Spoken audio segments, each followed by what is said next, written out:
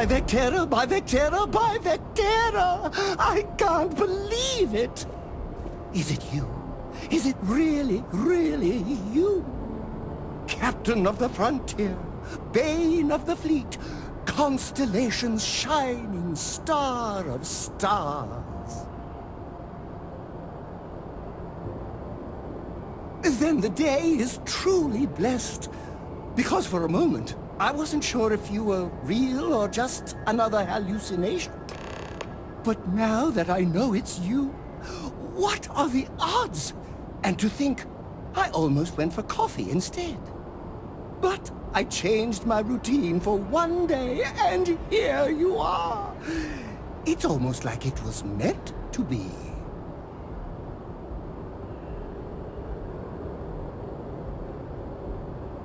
Fantastic!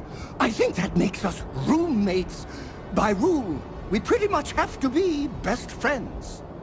Either way, it's such an honor to meet you. Hey, do you mind if I follow you around? Do you need a sidekick? What am I saying? You're a hero, of course you do. Lead the way.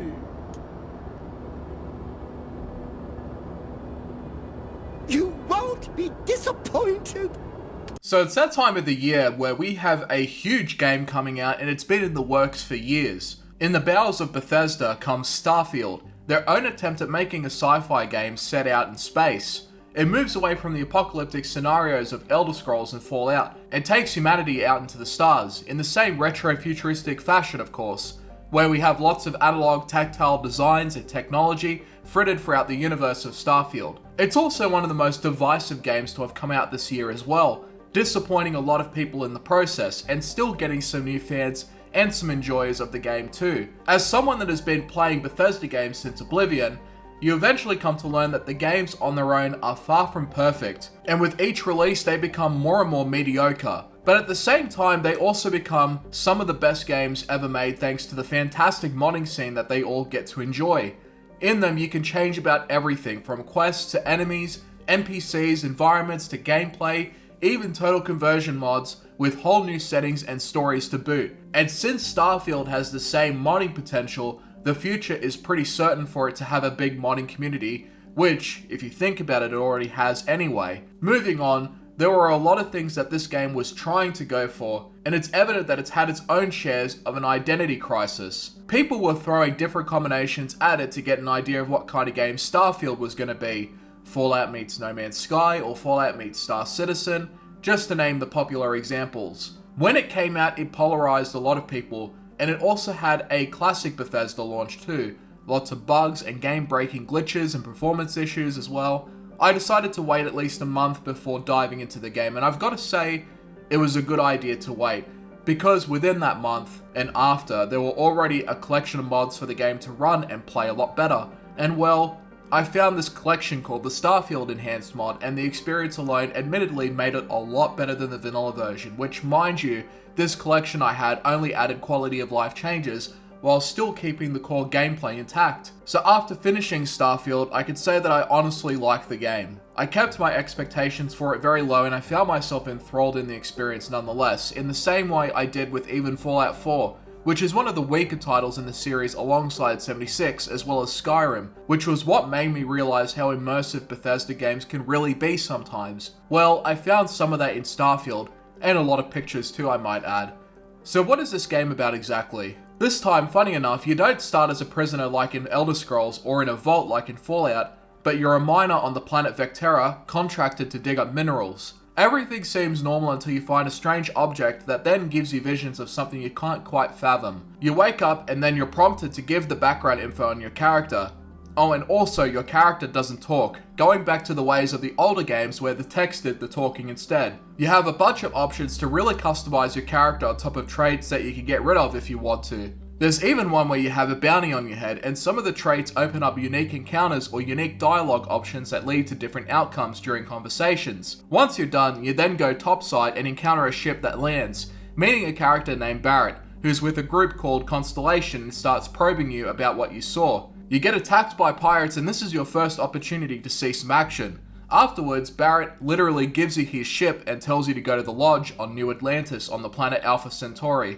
You say goodbye to your fellow miners and off you go. The rest of the game starts when you launch into space. At this point, the universe, like the worlds in Fallout and Elder Scrolls, is your oyster. You can go straight to the lodge and figure out what's going on, or you can just explore the galaxy and see what secrets it holds. Most of my time spent was exploring the known systems, doing side quests and activities, and even doing some of the faction quests as well. By the time I finished the SysDef, Ryujin, and UC Vanguard quest lines, I was still only up to the 3rd mission pretty much. This is what I love about Bethesda games, where they don't pressure you into progressing the main storyline the moment that you're out in the world. You can truly take your time here and just go wander about however you want. You can just ignore the main quest if you wish, as long as you don't mind not doing New Game Plus anyways. But you can explore the systems and do as much as you can within the 3 main city hubs such as New Atlantis, Aquila City, and Neon.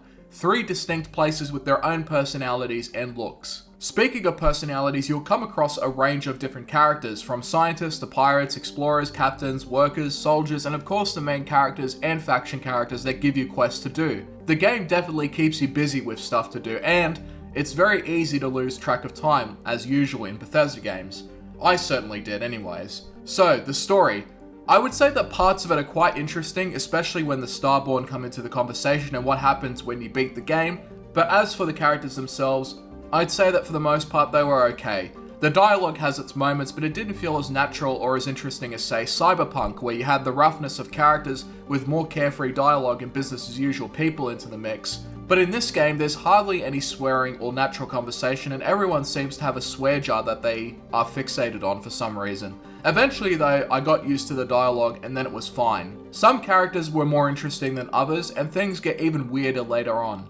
You'll see. Anyway, the biggest strength in this category I would say is the setting itself. I already talked about it in another video, but I'll talk about it a little bit more at any rate. The idea to go for more of a realistic but analog sci-fi setting was great.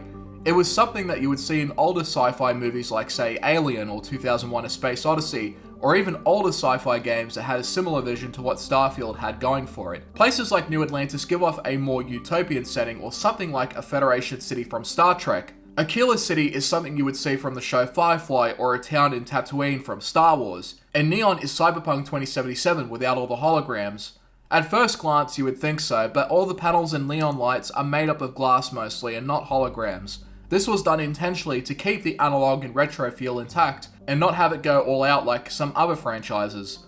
For some people, realism can be a boring thing, and that's understandable, but settings are something that lose their charm over time once you get acquainted with them anyways. It just becomes normal at the end of the day. But what Starfield does try to do here is pretty refreshing in my opinion, because it takes the yesteryear approach of depicting a sci-fi universe and creates a new world with lore and characters to interact with. And the designs and architecture of the universe are somewhat reflective of a more futuristic and idealized version of space organizations like NASA, which is where the term NASA-punk comes in. The art director for the game used it as a way to describe the game's art direction, and it goes to show that they tried to go for something of the same spirit. Of course, though, it shows that some inconsistencies when you factor in places like Aquila City and Neon come into play, and not to mention the Starborn magic and ships that come later on.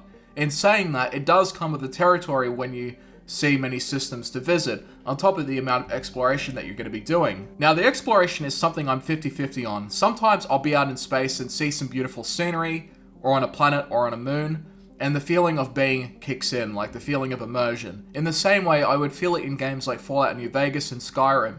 But on the other hand, I was left wanting for more in this case. Space is divided between loading screens. You can't seamlessly travel from one place to another like you can in No Man's Sky.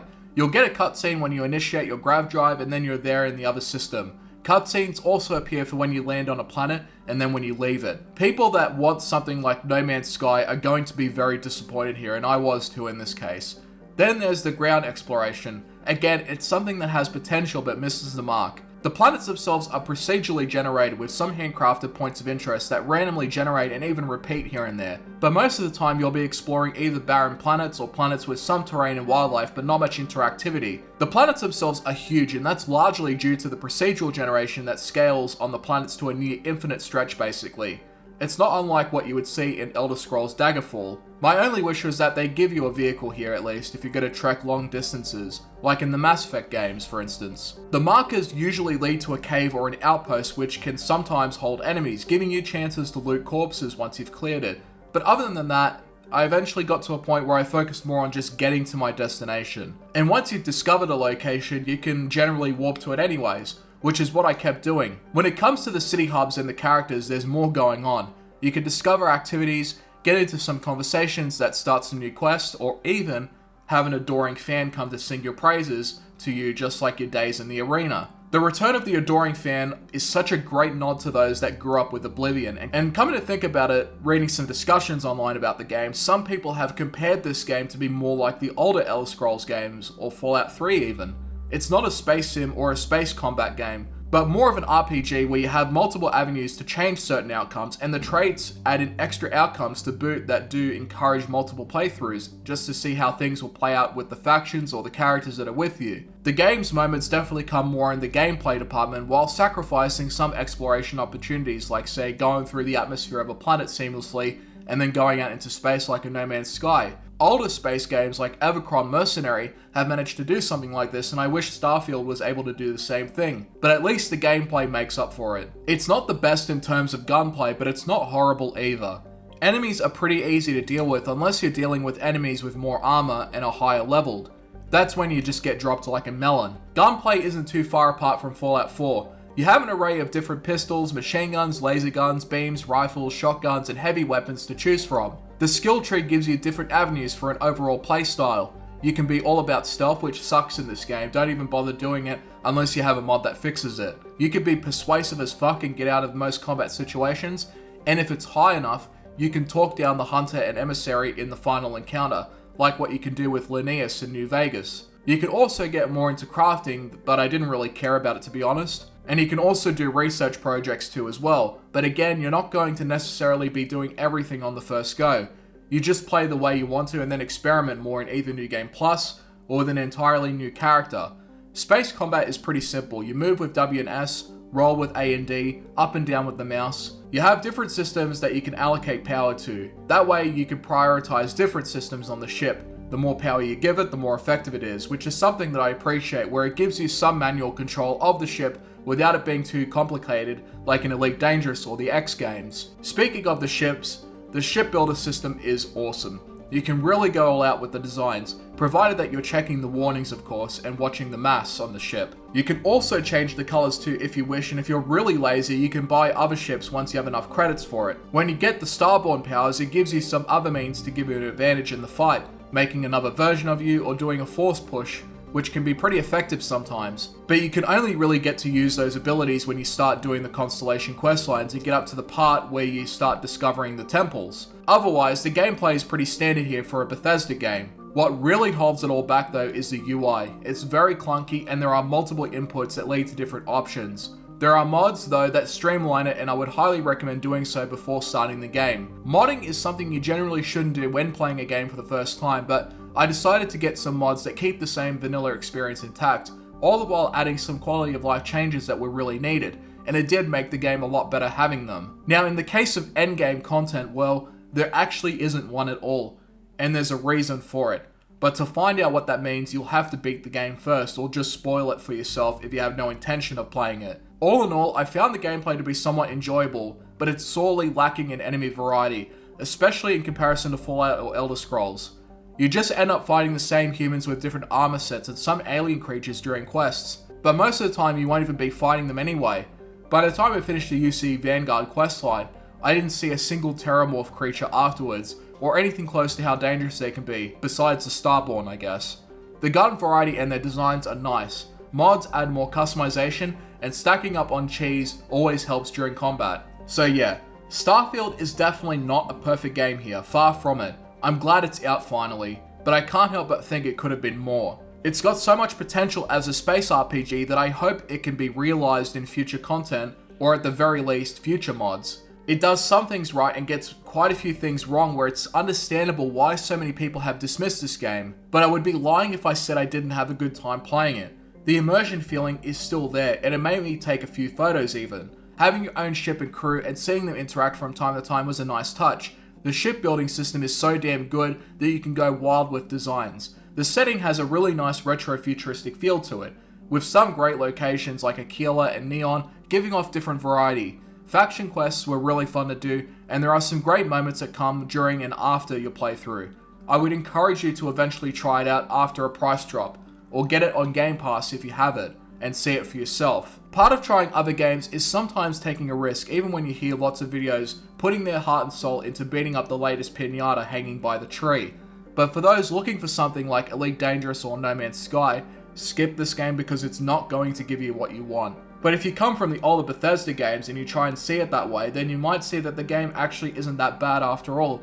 It's not quite a favourite for the moment, but I really like the game still, and I know that in a year or two it's going to get a lot better through updates and mods that will give the game a ton of replayability, like the modding community has done for Elder Scrolls and Fallout. So yeah, I like Starfield. It's got plenty of potential to be a better game, but some serious work needs to be done for that to happen. Thank you for watching.